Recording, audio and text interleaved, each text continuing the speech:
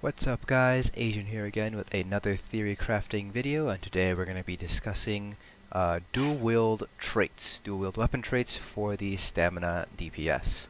Now there's been a lot of testing done throughout the ESO community, throughout the raiding community, looking at dual wield traits that would pull the best DPS. So now why all of a sudden are we kind of just trying to figure out what traits are best? Isn't it infused? You always want infused on your main hand, and that's no longer the case, and that's due to changes made to the Maelstrom weapons in Clockwork City. Previously, before Clockwork City was released in Horns of the Reach and previous patches, the effect for Maelstrom weapons was an enchant, which means that it was affected by infused. So if you had an infused off main hand, then that means it actually boosted the effect of the enchant on your Maelstrom weapon, which is why infused was the best in slot for stamina DPS, because even if you're on your front bar, the infused on your main hand is still buffing the enchant from your Maelstrom spell on your back bar. Now in Clockwork City, the special effect is now a set effect, which means it is tied directly to a weapon, much like a set effect for Julianos or Nightblade's Gaze is. It's not affected at all by infused anymore. It is now affected by the quality of the item, so legendary or epic or whatever. That is the only thing that is going to affect the set effect now. So now that infused no longer influences infused on your main hand on your dual wield bar no longer influences the strength of the Maelstrom bow enchant. The question now is infused still best in slot, or is there a new combination of traits that is better? So what I did was I kind of took kind of an educated guess as to which traits would be the strongest, and we're not considering sharpened because we're assuming that we're fully optimized group. We have all of our debuff sets going on, our tanks are able to keep Alkash up at a reasonable rate, or we're able to make up that loss in penetration using CP points. So we are not counting sharpened in this, because sharpened will always win if you are not at the penetration cap. So we're completely discounting that, and we're disregarding the fact that we might not always be a penetration cap. So this is only traits that I thought would be competitors, top competitors, and the various combination therein. So the three traits that I decided to look at were infused, precise, and nirnhoned. Those three have been floated around as the potential best in slot traits for your dual wield weapons, and so I played around with the various combinations and found what I think is the best combination just based on the parses that I've done. Now I did several parses for each of the potential combinations with infused on the main hand, nirn on the main hand, precise on the main hand, and the other two traits switching off as offhand traits. So now we're going to go ahead and swap over to the spreadsheet where I recorded all of our parses. So this is our spreadsheet here. You can see here I organized it based on main hand first, so we have infused main hand, precise offhand. That's kind of the naming scheme I have in place. The main hand, I always had a poison enchant on the main hand, and the offhand I always had a weapon damage enchant. That just kept things nicely consistent, so we get a better one-to-one comparison when it comes to trait. Now there is an argument that wherever you have infused is where you want to put your poison enchant down, but that also runs into the problem of your offhand enchant doesn't actually proc all that often when compared to the main hand enchant.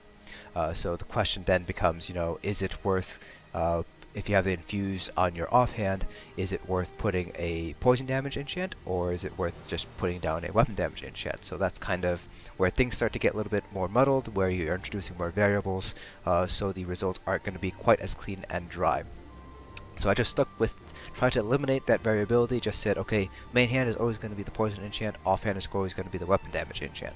And so these are the findings that I found. So you see here that I've done 5 parses for each of the 6 possible combinations. I took the average of all 6, and that is this row right here. So the loser, the one that pulled the lowest, is going to be precise on your main hand and nirnhoned on your offhand. This pulled 35,399 DPS on average, which is fairly low. It's about 400 DPS lower than the next highest combination. So in my eyes, that is a pretty big difference there. If we take a look at the percentage difference real quick, well, that minus this, divide by that by 100. You see it's almost an entire 1% difference in DPS. That's not really something that you can necessarily chalk up to random error. It is kind of something that you want to keep in mind. So precise main hand, Nern offhand is the loser here.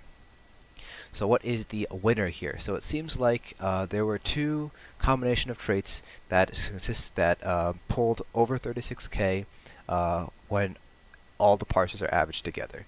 And that is Infused Main Hand, Precise Offhand, basically what was the meta in Horns of the Reach. And then Nern Main Hand and Infused Offhand actually beat out Infused Main Hand, Precise Offhand by almost 1k. If you take a look at the numbers in Nern Main Hand, Infused Offhand, most of them were over 37k or pretty damn close to 37k.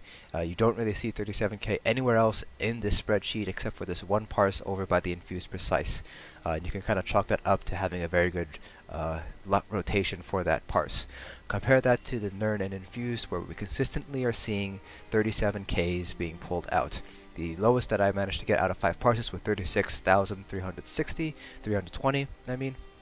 And that was probably due to some lag, or I missed a weave on my bow bar or something like that. So clearly, Nern Main Hand and Infused Offhand seems to win. If we take a look at how much it is actually beating the next highest combination by,